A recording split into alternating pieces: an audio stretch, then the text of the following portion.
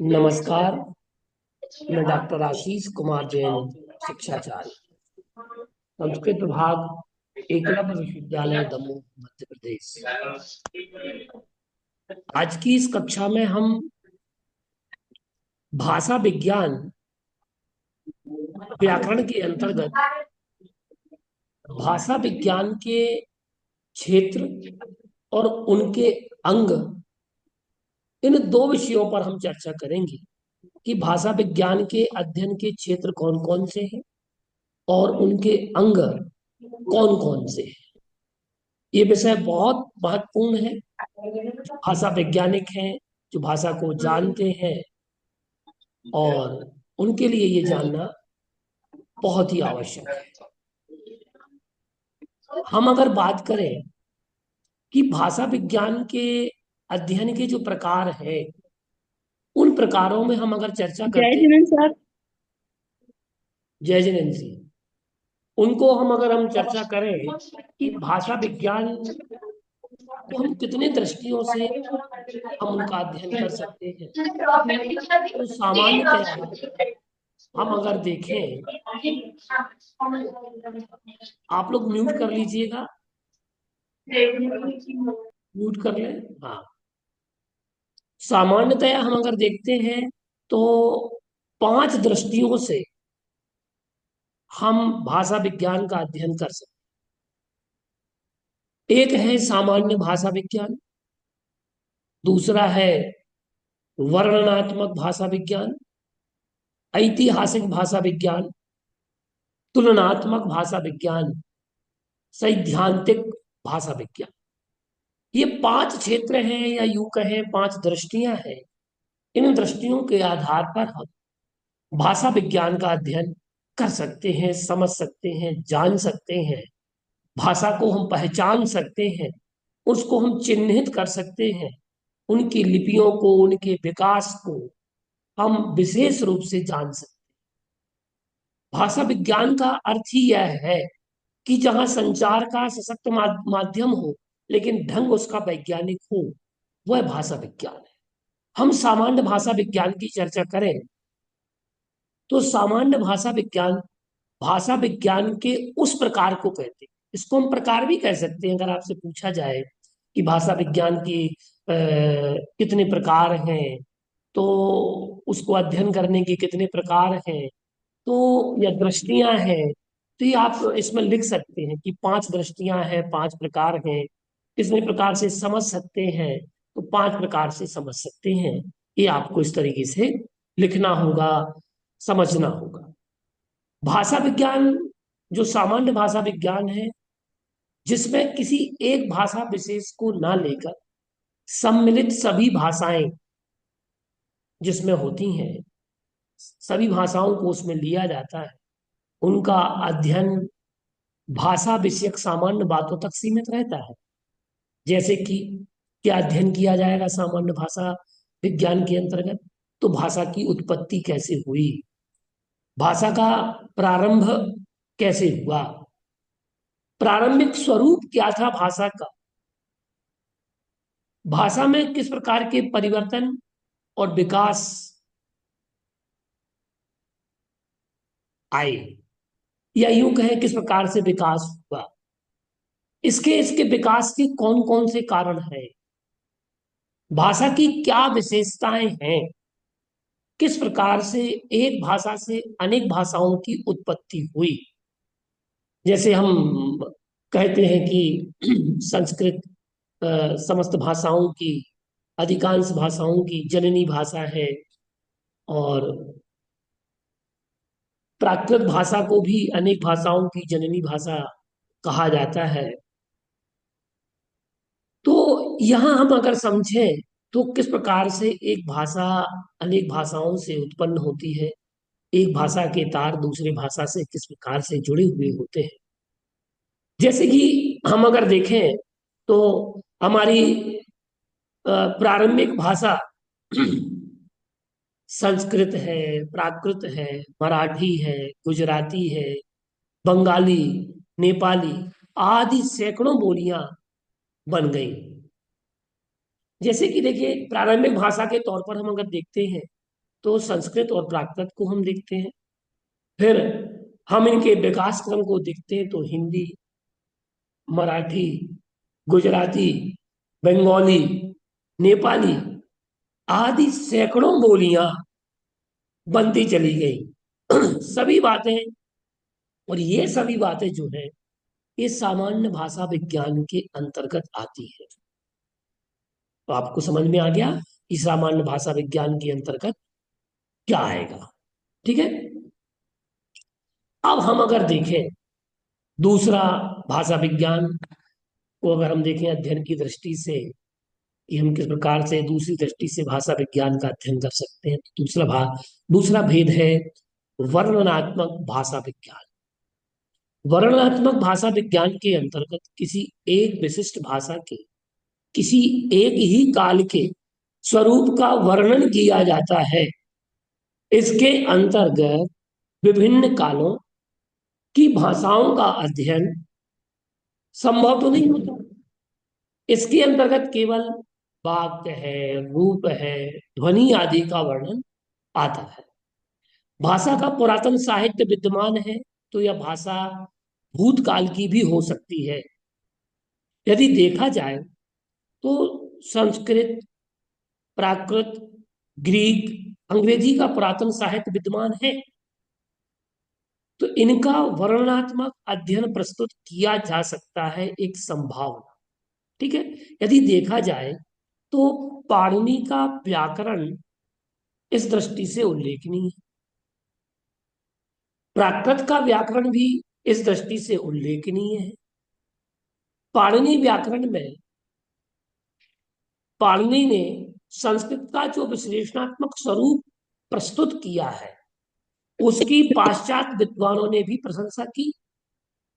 तो वर्णनात्मक भाषा विज्ञान का इससे अच्छा उदाहरण जो संस्कृत और प्राकृत के व्याकरण है, इन व्याकरणों का जो वर्णनात्मक अध्ययन आज हमें वर्तमान स्वरूप में भी दिखाई दे रहा है, तो वह वर्णनात्मक भाषा विज्ञान ही है। अब हम अगर देखें कि ऐतिहासिक जो ऐतिहासिक भाषा विज्ञान है, वो ऐतिहासिक भाषा विज्ञान को हम किस दृष्टि से पढ़ सकते हैं, किस दृष्टि से जान सकते हैं, समझ सकते हैं। तो ऐतिहासिक भाषा विज्ञान के अंतर्गत भाषा विज्ञान की क्रमिक विकास का अध्ययन किया जाता है। इसमें प्राचीन काल से लेकर आधुनिक काल तक का क्रमिक विकास प्रस्तुत किया जाता है। क्योंकि अ, इस प्रकार का जो नाम है ऐतिहासिक भाषा विज्ञान, तो इसमें इतिहास कहाँ से प्रारंभ होगा, तो प्रारंभ से अर्थात जब उस भाषा का विकास हुआ है, उद्भव हुआ है, इस भाषा का जो बीज बिंदु है, मुख्य स्रोत बिंदु है, वहां से लेकर आधुनिक काल तक का क्रमिक विकास प्रस्तुत किया जाए। भाषा का प्राचीन रूप क्या था, मध्य युग की भाषा में कैसे कैसे परिवर्तन हुए, और भाषा का वर्तमान रूप क्या है, इसमें कम से कम दो कालों का क्रमिक विकास दिखाना अति आवश्यक होता है। जैसे हम देखते हैं कि वैदिक संस्कृति से लेकर पाली, प्राकृत, अपभ्रंश आदि के रूप में परिवर्तन के साथ साथ आधुनिक समय में हिंदी भाषा का क्रमिक विकास जो है वो ऐतिहासिक भाषा का विषय बनता चला, कि किस प्रकार से अ, वैदिक संस्कृति, श्रमण संस्कृति, इन दोनों संस्कृतियों में संस्कृत, पाली, प्राकृत, इन भाषाओं से जो अपभ्रंश आदि रूप के साथ जो भाषाओं का परिवर्तन होता चला गया, तो इनके आधुनिक समय में हिंदी भाषा का क्रमिक विकास ऐतिहासिक भाषा का विषय बनता है। अब इसमें किस प्रकार से उसकी ध्वनियां निकलेंगी, पद और वाक्यों में किस प्रकार से विकार आया, तो उनके रूप है, ध्वनि है, उनमें परिवर्तन किस काल में हुआ, विकास के पश्चात उसका वर्तमान रूप क्या बना आदि का अध्ययन ऐतिहासिक भाषा विज्ञान के अंतर्गत किया जाता है। इस प्रकार से यदि हम देखें तो ऐतिहासिक भाषा विज्ञान में विभिन्न कालों के रूप का अध्ययन किया जाता है। अब अगला भेद जो है वो है तुलनात्मक भाषा विज्ञान। तुलनात्मक भाषा विज्ञान जो है इसका विकास या प्रारंभ मूलतः 18वीं 19वीं शताब्दी में हुआ। इसके अंतर्गत दो या दो से अधिक भाषाओं का तुलनात्मक अध्ययन किया जाता है। नई और पुरानी भाषा की तुलना किसी काल विशेष के आधार पर की जाती है। जो भाषाएं लुप्त हो गई हैं उनके अनुसंधान में ये सहायक होता है। इसके अंतर्गत किसी भाषा की ध्वनियों, पदों और वाक्यों की सभी प्रकार से तुलना की जाती है। वर्णनात्मक और ऐतिहासिक पद्धतियों का इसमें समावेश होता है और इसके अध्ययन में ऐतिहासिक पद्धति भी भाषा के रूपों के स्वरूप को बतलाकर पूर्ण रूप से सहयोग करती है। वह भाषा की तुलना वर्णनात्मक पद्धति के आधार पर होती है। तुलनात्मक भाषा विज्ञान में वर्णनात्मक व ऐतिहासिक दोनों पद्धतियों पूर्ण रूप से सहयोगी है। देखा जाए तो संस्कृत, प्राकृत, लैटिन व ग्रीक भाषाओं की तुलना से तुलनात्मक भाषा विज्ञान का जन्म, क्योंकि संस्कृत का अध्ययन किया, प्राकृत भाषा का अध्ययन किया, लैटिन, ग्रीक भाषाओं की तुलना से ही तुलनात्मक भाषा विज्ञान का जन्म हुआ। अब हम देखें, ये तो भाषा विज्ञान आप लोगों को समझ में आ गया जो स्क्रीन पर जुड़े हुए हैं हमारे साथ में। तो आप लोगों को समझ में आ गया होगा कि भाषा विज्ञान को हम कितनी दृष्टियों से समझ सकते। मधुर जी, अपूर्व, खुशबू, इन सबको समझ में आ गया कि सामान्य भाषा जी विज्ञान, वर्णनात्मक भाषा विज्ञान, जी ऐतिहासिक भाषा विज्ञान समझ में आ रहा है कि नहीं आ रहा है? जी सर, जी सर। तुलनात्मक भाषा विज्ञान और सैद्धांतिक। अब ये मैंने तुलनात्मक तक का वर्णन तो आपको कर दिया। सामान्य भाषा विज्ञान में क्या समझा हमने कि जिसमें सामान्य दृष्टि से भाषा के उद्भव, प्रारंभ से लेकर उसका स्वरूप क्या था, उत्पत्ति क्या थी, ये सारी चीजें हमने भाषा विज्ञान के अंतर्गत हमने समझी। कि सामान्य भाषा विज्ञान के हिसाब से हमने ये बात जानी कि सामान्य भाषा विज्ञान में जब हम समझते हैं कि इसकी उत्पत्ति कैसे हुई, इस भाषा का स्वरूप क्या है, परिवर्तन क्या क्या थे, कारण क्या थे, ये सारी चीजें हमने समझी। वर्णनात्मक ध्वनि के आधार पर, वाक्य के आधार पर, रूप के आधार पर भाषाओं का अध्ययन किया कि जो भाषा भूतकाल में विद्यमान थी उसका वर्णन वर्तमान में प्रस्तुत हम कर रहे हैं, वर्णनात्मक। फिर बात आती है ऐतिहासिक। ऐतिहासिक में क्या करना होता है हमारे लिए, कोई बताएगा इसमें से कि ऐतिहासिक भाषा विज्ञान के अंतर्गत हमें क्या करना होता है? मधुर जी, अपूर्व जी और खुशबू जी, इनमें से कोई एक व्यक्ति बताए या टेक्स्ट मैसेज कर दे कि क्या है। ऐतिहासिक भाषा विज्ञान जो तो है इसके अंतर्गत जो भाषा है, भाषा की के बीज बिंदु से, स्रोत बिंदु से, उत्पत्ति स्थान से लेकर आधुनिक काल तक का क्रमिक विकास इतिहास के साक्ष्यों के साथ में प्रस्तुत किया जाता है। ये ऐतिहासिक भाषा विज्ञान।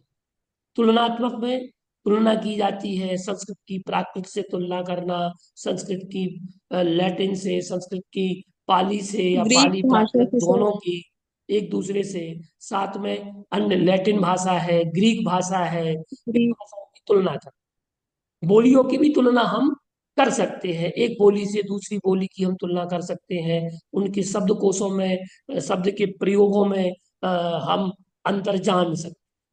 तो ये तुलनात्मक हो। अब बात आती है सैद्धांतिक भाषा विज्ञान की। तो सैद्धांतिक भाषा विज्ञान के अंतर्गत भाषा की प्रकृति, संरचना, उत्पत्ति व विकास आदि का सैद्धांतिक अध्ययन किया जाता है। इसके अंतर्गत भाषा विषयक विभिन्न सिद्धांतों का निर्धारण होता है। वस्तुतः यदि इसको देखा जाए तो भाषा विज्ञान भाषा के अध्ययन विश्लेषण का विज्ञान है। इसकी सहायता से अ, भाषा की आंतरिक प्रकृति पर प्रकाश डाला जा सकता है। साथ ही भाषा संबंधी सिद्धांतों का को निश्चित करके इसे सिद्धांत परक बनाया जाता है। ये सैद्धांतिक भाषा विज्ञान है, जिसके अंतर्गत भाषा की क्या प्रकृति है, क्या नेचर है, उसकी संरचना किस प्रकार की है, व्याकरण क्या है, उनके शब्दों का प्रयोग क्या है, उत्पत्ति क्या है, और धीरे धीरे उसका विकास किस प्रकार से हुआ। तो ये सैद्धांतिक भाषा विज्ञान। ठीक है। अब भाषा विज्ञान के अंग जो है, क्योंकि हमें दो विषयों पर चर्चा करनी है, तो एक विषय हमने कंप्लीट कर लिया है कि भाषा विज्ञान की जो दृष्टियां हैं या उनके अध्ययन के प्रकार है, इस विषय पर हमने चर्चा कर ली है। अगला बिंदु है भाषा विज्ञान के अंग। तो भाषा का अंग जो है, तो भाषा का सर्वांगीण अध्ययन करना ही भाषा विज्ञान का मुख्य उद्देश्य है। ये बात तो आप जानते ही हैं कि भाषा विज्ञान का सभी प्रकार से, सभी दृष्टियों से उनका अध्ययन करना, स्टडी करना भाषा विज्ञान का उद्देश्य है। अब भाषा विज्ञान में भाषा से संबंधित सभी विषय आते हैं। इन्हें हम भाषा के अध्ययन के विभाग भी कह सकते हैं। मुख्य रूप से तो भाषा विज्ञान के चार घटक, किंतु भाषा विज्ञान इनके अतिरिक्त कतिपय अन्य विषयों पर भी विवेचना की गई है। वे गौण अंग है और मुख्य अंग है। इनको हम दो भागों में बांट सकते, गौण अंग और मुख्य अंग। तो इसमें से पहला अंग हम अगर देखते हैं तो आपको ध्यान रखना है कि पहला अंग क्या है। ध्वनि विज्ञान, पद विज्ञान, वाक्य विज्ञान और अर्थ विज्ञान, ये बात हमें जानना है। एक ध्वनि विज्ञान होता है और एक होता है पद विज्ञान, एक होता है वाक्य विज्ञान और एक होता है अर्थ विज्ञान। इन बातों को हमें समझना है कि ध्वनि विज्ञान क्या है। अब हम बात कर रहे हैं आपसे ध्वनियों का विज्ञान जो है इस पर, कि ध्वनि विज्ञान क्या है। क्योंकि बिना ध्वनियों को समझे बिना हम भाषा का विश्लेषण नहीं कर सकते।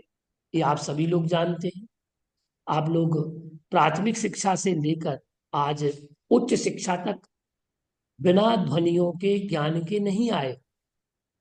शब्दों की अलग अलग ध्वनियां हैं, उन ध्वनियों के विषय में आपको जानना है। वाक्य की सबसे छोटी इकाई ध्वनि है। यदि शब्दों का विश्लेषण करें तो हम ध्वनि पर पहुंचते हैं। भाषा का आरंभ ध्वनि से होता है। ध्वनि को हम स्वन या फोन नाम से भी जानते हैं, स्वनिम, या कह सकते हैं कि यह ध्वनि का दूसरा नाम है। ध्वनि को मिलाकर शब्द बनाए जाते हैं और ध्वनि विज्ञान के अंतर्गत हम ध्वनियों का अध्ययन करते हैं। तो ध्वनियों के दो रूप हैं। एक सैद्धांतिक स्वरूप हमारे पास में है और दूसरा स्वरूप है भाषा सापेक्ष। तो सैद्धांतिक के अंतर्गत ध्वनियों के उच्चारण अवयवों के विषय में जानकारी प्राप्त की जाती है। इसके साथ साथ स्वर एवं व्यंजनों का वर्गीकरण एवं उनमें अंतर आदि पर विचार किया जाता है। और भाषा सापेक्ष क्या है? इसके अंतर्गत ध्वनियों का वर्गीकरण एवं भाषा विशेष में प्रयुक्त ध्वनियों की व्यवस्था आदि का विवेचन किया जाता है। अब आप देखिए, ध्वनियों का वर्गीकरण हम अगर समझें तो ध्वनियों के वर्गीकरण में हम अगर देखते हैं तो ध्वनियों के वर्गीकरण में क्योंकि ध्वनि जो है वो भाषा की उत्पत्ति का मूल कारण है। ध्वनि के बिना भाषा की कल्पना नहीं की जा सकती। जब यह ध्वनि विभिन्न संकेतों के माध्यम से प्रकट होती है तो यह भाषा का रूप धारण कर लेती है। अब इसमें बात आती है कि उत्पत्ति स्थान, इसमें भाषा, ध्वनि और ध्वनि ग्राम, इन दो बातों को हमें समझ। तो ध्वनि विज्ञान के अंतर्गत ध्वनियों के उच्चारण, रचना, अर्थ रचना आदि का विचार, और इसमें ध्वनि की उत्पत्ति और संरचना के आधार पर तत्वों का विवेचन किया जाता है। और ध्वनि के प्रधान अंग उच्चारण स्थान और प्रयत्न है। इनमें हम अगर देखते हैं तो ध्वनियों के रूप में हम अगर देखते हैं, स्थान के आधार पर हम अगर वर्गीकरण करें, क्योंकि वैयाकरणों ने जो वर्गीकरण किया है उसका हम अगर देखते हैं तो ध्वनि यंत्र के आधार पर हम देखते हैं तो भारतीय वैयाकरणों ने ध्वनि का स्वर और एवं व्यंजनात्मक एक वर्गीकरण किया है। उनके अनुसार स्वरों के अभाव में व्यंजनों का उच्चारण संभव नहीं होता है। पाणिनि ने जो वर्गीकरण किया उसमें 14 सूत्र है। आबद्धकरों ने माहेश्वर सूत्र की संज्ञा दी। आई ओण रिरी लिक ए ओंग ए आई औच हयव रट लड़ यम गण नम जभय घट दस जब गट दस खप चटत चटतौ कपय ससर हल। इन्हीं के आधार पर इसमें ध्वनियों का विभाजन स्थान के आधार पर और प्रयत्न के आधार पर किया जा सकता है। तो जो ध्वनि स्थान है वो ध्वनि स्थान, स्थान के आधार पर हम अगर देखते हैं तो कंठ है, तालु है, मूर्धा है, मूर्धा। दांत है, ओष्ठ है, नासिका है, कंठ व तालु है, कंठ और ओष्ठ, ये 8 स्थान है जिनसे ध्वनियां निकलती हैं। तो कंठ, इसके लिए सूत्र है अकुह विसर्जनीय नाम कंठ। आ का वर्ग और हा तथा विसर्ग, इनका उच्चारण स्थान कंठ है। आ, देखिए अ का, ख, ग, ठीक है ना। इसी प्रकार से का वर्ग। अब बात करें हम तालु की, तो इचु ऐसा नाम तालु। ई, ये तालब्य शब्द है। चू अर्थात चा वर्ग, चा, छा, ज, झ, जीचू। ठीक है ना। जी। इसी प्रकार से हम मूर्धा की बात करते हैं तो इसमें सूत्र आता है ऋतु रसाणाम मूर्धा। री, रा, टा, जिह्वा देखिए ऊपर जा रही है मूर्धा की ओर, टा, ठा, ढ, ढ। अब दांत की बात करें, ऋतु लसानाम दंता। ला, बोलिए ला, ला। ता, था, ता। हा। ता, था, हा। बोलिए जिह्वा दोनों दांतों के बीच में आ जाएगी। जी सर। राम दंता। ओष्ठ शब्द जो है उपपदमानिया नाम ओष्ठौ। अब इसमें उ, देखिए बोलिए उ, ऊ। उ, ऊ। पा, पा। फा, पा। बा, बा। भा। भा। तो ये जो है ये ओष्ठ से बोले जाते ओ। हैं। नासिका से क्या क्या बोला जाता है, तो सूत्र आया यम गणना नाम नासिका। इय, म, ण, ण, न। ऐसे बोलते हो नमो, आप नमोकार मंत्र पढ़ते हैं प्राकृत में देख लीजिएगा, नमो अरिहंताणम, बोलिए। नमो हरिहंताणम। तो देखिए नासिका के यहाँ से स्वर, यहाँ से हवा, वायु निकलेगी, बोलो नमो। नमो, नमो। अगर आप शुद्ध बोलेंगे तो ना, यह नासिका से स्वर आएगा, हवा आएगी, ठीक है ना। यहाँ से वायु नमो। शुद्ध बोल रहे हैं। कंठ तालु से कौन कौन से शब्द निकलते हैं, ये तो समझ में आ गया ना। कंठ से क्या, अकोह विसर्जनीय नाम कंठ, अ, आ, आ आ आ, आ ये। फिर तालु से इचु यसानाम तालु, फिर ऋतु रसानाम मूर्धा, ऋतु रसानाम दंता, फिर उपपदमानिया नाम ओष्ठौ, यम गणना नाम नासिका, ए द्वैते कंठ तालु। बोले आई, बोले ए आई। देखो कंठ और ए तालु, आई देखो जिह्वा यहाँ नीचे फोल्ड होगी, और ए ए आई। आई और इसके बाद में ये द्वैतो कंठ तालु। फिर कंठोष्ठ से ओ दौतो, ओ दो तो कंठोष्टम। बोलो ओ, ओ, ओ है ओ ना। और फिर इसके बाद बोलिएगा क्या, औ। औ ये ओष्ठ शब्द है, ये समझ में आ गया। फिर आता है जिह्वा मूल्य, ये स्थान है। अब बात करते हैं हम प्रयत्न के आधार पर, ध्वनि विज्ञान। समझ में आ रहा है ना आप लोगों को। जी सर। अभी कौन बोल रहा है इसमें, आवाज किसकी आ रही है अभी। सर मैं बोल रही हूँ, खुशबू। हाँ ठीक है, समझ में आ रहा है ना खुशबू, क्योंकि इसमें जी सर, जी सर। प्रयत्न के आधार पर। अब बाह्य प्रयत्न होता है और एक आभ्यंतर प्रयत्न। तो बाह्य प्रयत्न के आधार पर ध्वनियों का वर्गीकरण 11 प्रकार से किया गया। एक विवार है, संवार है, श्वास है, नाद है, अघोष है, अल्प प्राण है, महाप्राण है, उदात्त है, अनुदात्त। ठीक है ना। अब इसमें स्वर के भेद किए गए।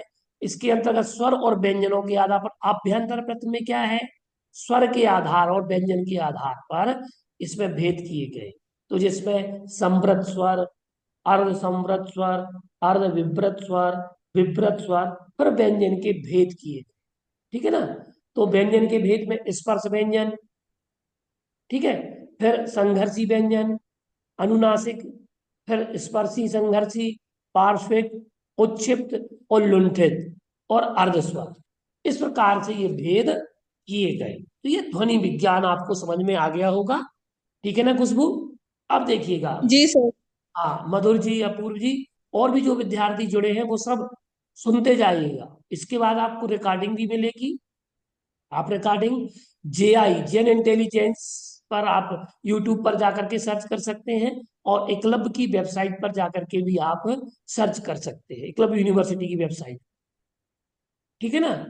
अब इसके बाद में हम देखते हैं पद, पद विज्ञान। जो पद विज्ञान है, तो पद विज्ञान को रूप विज्ञान भी कहते हैं। पद विज्ञान के अंतर्गत पदों, रूपों का अध्ययन करते हैं। ध्वनियों के मिलने से पद बनाए जाते हैं।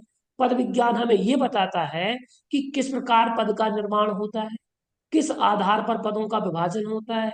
पुरुष लिंग है, पुरुष है, वचन है, लिंग है, विभक्ति है, काल है, प्रत्यय है, और आदि जो तत्व हैं, कौन सा पुरुष है और कौन सा वचन है, एक वचन, द्विवचन, कौन सा लिंग है, स्त्रीलिंग, पुल्लिंग, नपुंसक लिंग, काल कौन सा है, भूतकाल, वर्तमान काल, भविष्यकाल, लट लेट लोट लकार आदि प्रत्यय कौन सा प्रयोग किया जा रहा है। ये पद विज्ञान है। वाक्य विज्ञान की हम बात करें, तो वाक्य विज्ञान के अंतर्गत अ, भाषा विज्ञान की जो है, वाक्य विज्ञान जो है, ये भाषा विज्ञान की वह शाखा है जिसमें वाक्यों का अध्ययन व विश्लेषण किया जाता है। विभिन्न ध्वनियों के मिलने से जिस प्रकार पद या रूप बनता है, उसी प्रकार विभिन्न पदों या रूपों के मिलने से वाक्य बनता है। इसके अंतर्गत यह अध्ययन किया जाता है कि वाक्य की रचना किस प्रकार होती है, वाक्य के कर्ता, क्रिया, कर्म आदि का स्थान क्या है, वाक्य के कितने भेद हैं। वाक्य विज्ञान को वाक्य विचार भी कहा जाता है। अगर पूछा जाए वाक्य विचार के बारे में लिखिए, तो वाक्य विज्ञान को ही लिखना है आप। वाक्य विज्ञान को 3 भागों में विभाजित किया गया। एक है वर्णनात्मक वाक्य विज्ञान, दूसरा है ऐतिहासिक वाक्य विज्ञान, तीसरा है तुलनात्मक वाक्य विज्ञान। तो वर्णनात्मक वाक्य विज्ञान में आप समझ सकते हैं, जैसा कि अभी हमने वर्णन किया था, कि जो वर्णनात्मक वाक्य विज्ञान है, उसमें वर्णन के आधार पर, ऐतिहासिक में ऐतिहासिक के आधार पर, तुलना में तुलनात्मक। अब बात आती है अर्थ विज्ञान की।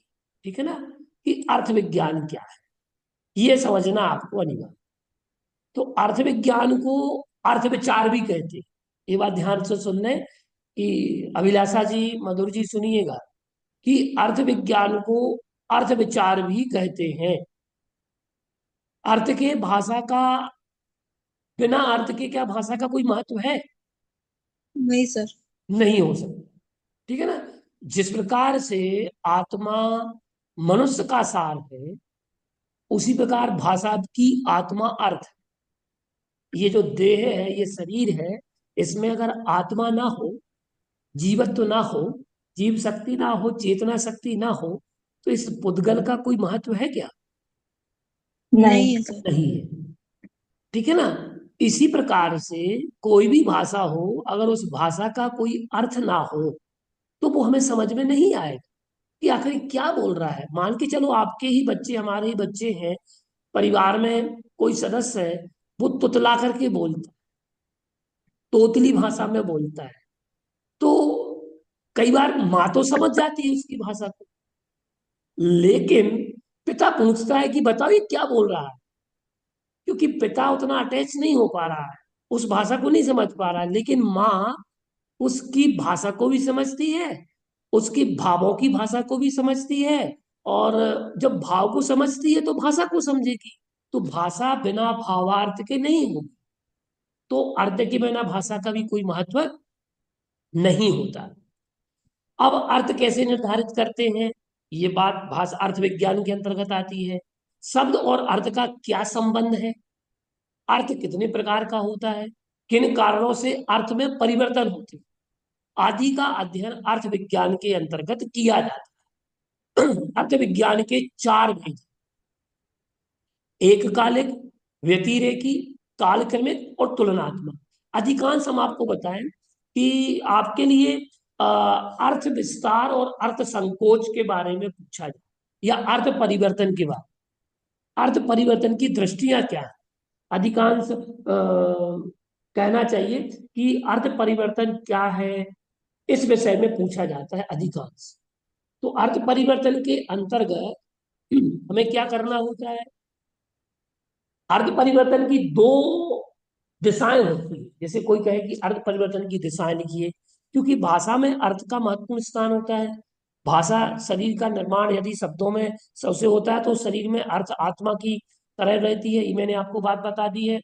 अब अर्थ परिवर्तन की दिशाएं जो है, एक फ्रांसीसी वैज्ञानिक ब्रील ने अर्थ परिवर्तन की तीन दिशाओं को स्वीकार किया है। एक ब्रील नाम के वैज्ञानिक हुए हैं, सर फ्रांसीसी। ब्रील। ब्रील ब्रील। ब्रील। हाँ, ब्रील। ठीक है ना। तो अर्थ विस्तार, अर्थ संकोच और अर्थादेश, ये तीन नोट डाउन कर लें। अर्थ विस्तार, अर्थ संकोच और अर्थादेश। तो अर्थ अर्थाद्वेष विस्तार, सर। अर्थाद्वेष। अर्थ विस्तार, अर्थ संकोच और अर्थादेश। अर्थादेश, अर्थ का आदेश, अर्थादेश। ठीक है ना। जी। तो इन चीजों को हमें जानना है। अर्थ विस्तार क्या है, कि जैसे कि कई शब्दों का प्रयोग रूढ़ हो गया, कई शब्दों का अर्थ संकोच, अर्थ का संकोच होता चला जा रहा है, कई अर्थ विस्तार को प्राप्त होते चले जा रहे हैं। जो शब्द प्राचीन काल में प्रयुक्त होते थे, उन शब्दों को क्या कहते थे, जैसे देखिए, अर्थ विस्तार से आशय, अभी आप अपने इतना समझ लें, अभी हम अगली कक्षा में, आप लोग अभी जुड़े रहेंगे ना, इसके बाद हम एक और कक्षा आपको अर्थ परिवर्तन की दिशाओं की, अभी इसी के बाद एक कक्षा और लग जाएगी अर्थ परिवर्तन की। ठीक है ना। उसमें हम पूरा विस्तार से आपको, 30 मिनट की कक्षा होगी वो, उस 30 मिनट की कक्षा में आप लोगों को हम अभी के अभी लगातार में वो हम समझा देंगे आपको विस्तार पूर्वक। इसी के तुरंत बाद कक्षा होगी। ठीक है ना। उसमें हम अर्थ परिवर्तन की दिशाएं, उनके कारण, केवल 30 मिनट में हम आपको उतना हम आपको समझा देंगे, जिससे कि आपका ये भाषा विज्ञान की जो मुख्य चीजें हैं, जिनकी तैयारी आप कर रहे हैं, नेट की तैयारी कर रहे हैं, कॉम्पिटिटिव एग्जाम की तैयारी कर रहे हैं, अथवा एमए संस्कृत की तैयारी कर रहे हैं, कुछ बच्चे बीए संस्कृत की तैयारी कर रहे हैं, या वर्ग 1, वर्ग 2 और वर्ग 3 की संस्कृत भाषा से आप तैयारी कर रहे हैं, प्राकृत से तैयारी कर रहे हैं, तो उसके लिए बहुत अच्छी क्लास रहेगी ये। वो लोग इसमें बहुत जुड़ सकते हैं। ठीक है ना। मैं इसके बाद आपको अर्थ विस्तार, अर्थ परिवर्तन की दिशाएं और कारण, इस विषय में हम आपको समझाते हैं। आपको हम 5 मिनट का ब्रेक देते हैं। ठीक है ना। 5 5 मिनट का हम आपको ब्रेक दे रहे हैं। इसके बाद हम आपको लगातार दूसरी लिंक शेयर करते हैं और दूसरी लिंक पर आपको जुड़ना है। ठीक है ना। नमस्कार। अभी आपको लिंक बना करके जय भेजा। हिंद सर।